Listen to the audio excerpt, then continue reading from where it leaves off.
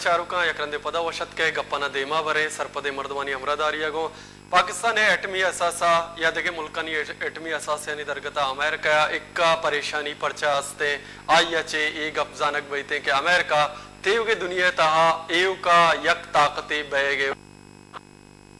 America बाज औकात मा गिंदे आगा मा बोशे के जुनूबी एशिया तो का ई वड़े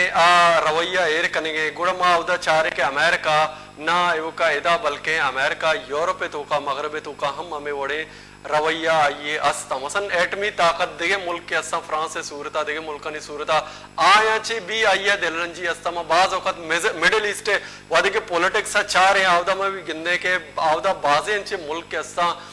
तिजारत हवाले सियासत हवाले या दरी कारानी फ्रांस से गुना या देखे यूरोप देखे कंट्री यानी गुना बाज नजदीक की दारन थे ई गप अमेरिका बाज औकात अजम न बई के आयानी गुना ताल्लुक के दार के बजाय आवदा मनी यक असरे बिबिते मनी यक इन्फ्लुएंस बिबिते ताकि आवदा मन वती अमा माशी प्लान के अस्ता वती अस्करी प्लान के अस्ता या देगे मनी प्लान के अस्ता आया ना मा मुल्कनी सरा इम्प्लीमेंट बेकना ना आवदा मनी गप जीरक बिबिते और मनी गप गोशदारक बिबिते नो इदा अमेरिका मस्तरे दुनिया तेवगे जोग्राफिया तो का अमेरिका मस्तरे वजबाती इशे के अमेरिका जोग्राफिया में वड़ा बनता के अमेरिका डन्ने ताकता चे डायरेक्ट वड़े खतरा नबूता सरहदी हवालिया के ईद के मुल्क से मतलब वो चाइना वादे के कंपेयर करने आया गिश्तर खतरा तस्ता आइए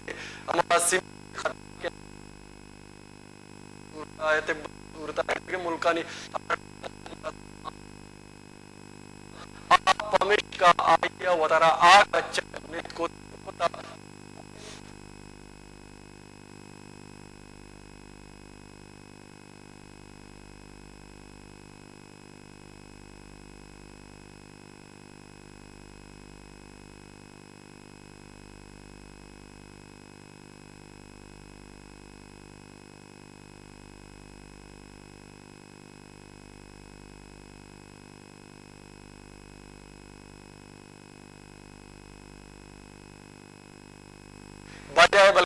देमा उष्ट देमे उष्ट वास्ता इशे के जरूर इशे के आइयो वती वरा भी यक कच्चे बिबिते वसा हमें वड़ा मा ईरान वादे के चारे ईरान भी यक हैसियत अस्ते पवेश का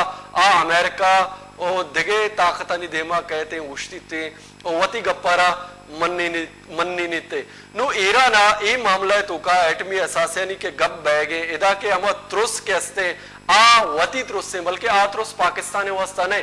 ई त्रुस के आगा अमेरिका पाकिस्तान तो का बाकायदा ये वड़े प्लान तो सूरत बेते गुड़ा अतमन आवदा मनी हम नंबर या मन हम अमा लोड़े तो का मौजूदा इदा में गुरा इरफान सिद्दीकी अमरादारी करेंगे चारे के ए जावराला चितौर जीड़ते सलाम अलैकुम जनाब।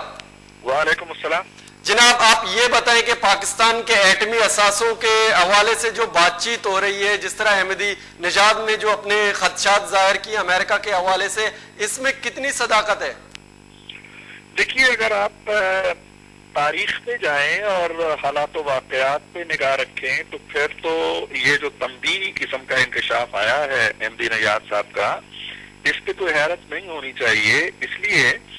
कि पाकिस्तान के एटमी प्रोग्राम के हवाले से अमरीकी रहनुमाओं ने मुसलसल खदशात का इजहार किया है माजी में और जॉर्ज बुश के दौर में भी ये हो रहा था, ओबामा साहब के दौर में भी जारी रहा और उससे पहले भी जारी था और क्लिंटन साहब ने भी आपको मालूम है कि हमारे एटमी धमाकों को रोकने के लिए बड़ा जोर लगाया था और इससे पहले हेनरी किसिंजर ने जुल्फकार अली भुट्टो मरहूम को धमकी दी थी कि हम तुम्हें नमूना इबरत बना देंगे, जो बिलाखिर बना भी दिया गया। तो ये तारीख तो हमारे एटमी असासों के हवाले से और मगरब के हवाले से और अमेरिका के हवाले से कोई ज्यादा अच्छी नहीं रही है और हाल ही में जो कुछ चीजें सामने आई हैं, मसलन एक टास्क फोर्स का जिक्र किया जाता है अमेरिकन आर्मी की जो अफगानिस्तान के अंदर मौजूद है और जिसके बारे में कहा जाता है कि एक बड़ी खुसूसी किस्म की तरबियत लेके आई है, खुसूसी टेक्नोलॉजी के साथ और खुसूसी इक्विपमेंट और हथियारों के साथ, जिनका आम जंग से जो अफगानिस्तान में जारी है कोई खास ताल्लुक नहीं है اور ٹریننگ کی نوعیت ایسی ہے کہ اس طرح کے اثاثوں کو کس طرح کنٹرول میں لینا ہے، کس طرح قبضہ کرنا ہے یا کس طرح انہیں ناکارہ بنانا ہے، تو وہ ڈیورنڈ لائن کے اس پار بیٹھی ہوئی ہے۔ پھر ابھی نیٹو کے جو سیکرٹری جنرل ہیں ان کا بھی حال ہی میں بیان آیا کہ اگرچہ پاکستان کے جو ایٹمی اثاثے ہیں بظاہر محفوظ ہیں، لیکن ہمیں تشویش رہتی ہے اور ہم ان پہ نگاہ رکھے ہوئے ہیں۔ تو ان ساری چیزوں کو اگر آپ پس نظر میں رکھیں تو صدر احمدی نژاد کا جو بیان آیا ہے وہ بڑا عام دکھائی دیتا ہے، اور ایک ذمہ دار ریاست کے ذمہ دار عہدیدار کی طرف سے ایسا تو ٹوک بیان جس میں یہ بھی کہا گیا ہے کہ جی ہمارے پاس ٹھوس شواہد موجود ہیں، تو اس کو سرسری طور پہ تو نہیں لینا چاہیے۔ میرا خیال ہے حکومت پاکستان کو رابطہ کرنا چاہیے ایران سے اور معلومات لینی چاہیے اور پوچھنا چاہیے کہ جو دستاویزات یا شواہد ان کے سامنے ہیں وہ دیکھے جائیں، اور جو بھی تدابیر کی جا سکتی ہیں، اور تدابیر میرا خیال ہے سفارتی سطح پہ ہی کی جا سکتی ہیں۔ امریکہ یہ نہیں کرے گا کہ کوئی حملہ آ کے کر دے گا، وہ سفارتی دباؤ بڑھائے گا اقوام متحدہ کے ذریعے، جو احمدی نژاد نے بھی کہا ہے، اور دوسرے اداروں کے ذریعے۔ تو اس پہ پاکستان کو روایات سے ہٹ کے کوئی حکمت عملی ضرور بنانی چاہیے۔ نہیں، احمدی نژاد کے بیان سے یہ لگتا ہے کہ جیسا لگ رہا ہے کہ ہم کچھ سال پیچھے چلے گئے اور عراق کی کمپیریزن پاکستان سے کیا جا رہا ہے۔ جس طرح عراق میں ایٹمی ہتھیاروں کے حوالے سے جو ٹیمیں گئیں، وہاں پہ جو حالات پیدا ہو گئے، وہاں پہ جو بحرانات پیدا ہوئے، اس کے بعد سلامتی کونسل سے جو اس نے اجازت لی اور عراق میں انٹر ہو گئے، سیم احمدی نژاد یہی باتیں کہہ رہے ہیں کہ آخر میں جو وہاں پہ انٹرفیئرنس کی جو کام ہوگا وہ سلامتی کونسل کے تھرو امریکہ کرے گا۔ جی ہاں، لیکن میرا خیال یہ ہے کہ عراق کی نوعیت ذرا مختلف تھی۔ پاکستان شاید عراق نہیں ہے، اور پاکستان کی جو کیپیبلٹی ہے، عسکری کیپیبلٹی ہے، وہ بھی عراق سے کہیں زیادہ ہے، اور پاکستانی قوم بھی اس حوالے سے بڑی آمادہ اور تیار رہتی ہے۔ اور تیسری چیز جو ہے چائنا کا فیکٹر جو ہے اس کو بھی ضرور ذہن میں رکھنا چاہیے۔ سلامتی کونسل کا مستقل ممبر ہے، اور چائنا اگر یہ دیکھتا ہے کہ پاکستان کو بے دست و پا کرنے کے لیے اور اس کے ایٹمی ہتھیاروں کو ناکارہ بنانے کے لیے کوئی سازش ہو رہی ہے، تو چائنا میرا خیال ہے کہ اس کا راستہ روکنے کی صلاحیت رکھتا ہے، ویٹو پاور رکھتا ہے۔ تو اتنا آسان تو نہیں ہوگا کہ کوئی پروانہ پاکستان کے خلاف یونائٹڈ نیشن سے حاصل کر لیا جائے، لیکن پھر بھی ان تمام چیزوں کے باوجود سفارتی محاذ پہ ہمیں اپنی سرگرمیاں تیز کرنا ہوں گی، اس کا راستہ روکنا ہوگا اس طرح کی کسی کاوش کا، چاہے وہ عسکری حوالے سے ہوتی ہے یا سفارتی دباؤ کے حوالے سے ہوتی ہے۔ ہمیں محض یہ کہہ کے جی کہ یہ ایک بدگمانی ہے یا ایک ایسی چیز ہے جو بے سر و پا ہے، امریکہ بھی شاید اس کی رسمی ایک تردید آ رہی ہے کہ جناب نہیں ایسی کوئی بات نہیں ہے، لیکن ایران ہمارا دوست ملک ہے، اور احمدی نژاد کی اس بات کو میرا خیال ہے کہ اتنا ہی وزن دینا چاہیے جتنا کسی مخلص دوست کے، کسی مخلص سربراہ کو، رہنما کی بات کو دیا جانا چاہیے۔ اچھا، دہشت گردی کے خلاف جنگ میں جو پاکستان اس کا جو خمیازہ بھگت رہا ہے بحرانوں کی صورت میں، کیا ایسا ممکن نہیں کہ پاکستان اس دہشت گردی کے خلاف جنگ سے نکل کے کچھ اور دوست تلاش کرے، چائنا کی صورت میں، رشیا کی صورت میں؟ دیکھیں یہ ممکن تھا شاید اس وقت جب 2008 میں الیکشنز ہو گئے، مشرف صاحب رخصت ہو گئے، نئی حکومت بن گئی، پالیسی کو نئے سرے سے دیکھنا، نظر ثانی کرنا، کوئی نئی حکمت عملی بنانا، اس وقت تو شاید ممکن تھا۔ لیکن 3-3.5 سال سے یہ حکومت بھی کم و بیش انہی پالیسیوں پہ چل رہی ہے جو مشرف صاحب کی تھی، لہذا یہ جو موجودہ سیٹ اپ ہے، چاہے وہ سیاسی لیڈرشپ کا ہے،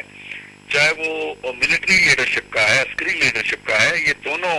اس جنگ کو اسی انداز سے لڑنا چاہتے ہیں جس انداز سے مشرف صاحب نے لڑی۔ لہذا موجودہ قیادتوں کے برسر اقتدار ہوتے ہوئے اور برسر فیصلہ ہوتے ہوئے یہ توقع نہیں کی جا سکتی کہ کوئی نظر ثانی پالیسی کی جائے گی یا اس پالیسی کو بدل کے اس جنگ کے چنگل سے نکلنے کے لیے کوئی توانا کوشش مجھے نظر نہیں آتی۔ تو اس بحرانی جو کیفیت ہے ان تمام معاملات کو، کیا حکومت اس کے بارے میں ان کو اسی طرح ہی رکھنا چاہتی ہے؟ لیکن حکومت کی تو نااہلی آپ پہ بڑی واضح ہے۔ حکومت ان چیلنجز کا سامنا کرنے میں ناکام رہی ہے۔ 10 سال سے پہلے مشرف صاحب اور اب موجودہ حکومت اس जंग को उन्होंने अपनाया हुआ है और इसे अपनी जंग करार दे रहे हैं। 35,000 पाकिस्तानी ये जंग खा चुकी है। अभी जो है बजट पेश हुआ उससे एक दिन पहले हुकूमत ने इकोनॉमिक सर्वे ऑफ पाकिस्तान में बताया कि कोई 68 अरब डॉलर जो हैं 10 सालों में ये जंग खा चुकी है। पाकिस्तान का पूरा मुआशी निज़ाम तिलपट कर चुकी है, हमारे समाजी ढांचे को तबाह बर्बाद कर चुकी है। इसके बावजूद अगर इस जंग को ये जारी रखना चाहते हैं तो ये तो तबाही का रास्ता है और मुझे नहीं दिखाई देता कि इन लोगों में से कोई भी अखलास नीयत के साथ इस जंग से निकलना चाहता है। जनाब इरफान सिद्दीकी साहब, आपका बहुत शुक्रिया, आपने वक्त निकाला और हमारे साथ रहे। मड़ादारी चारुका अशत इरफान सिद्दीकी आ गप्पना जनगया मायदा गप्पना देमा बरे बलगुंडे उश्तिया पद।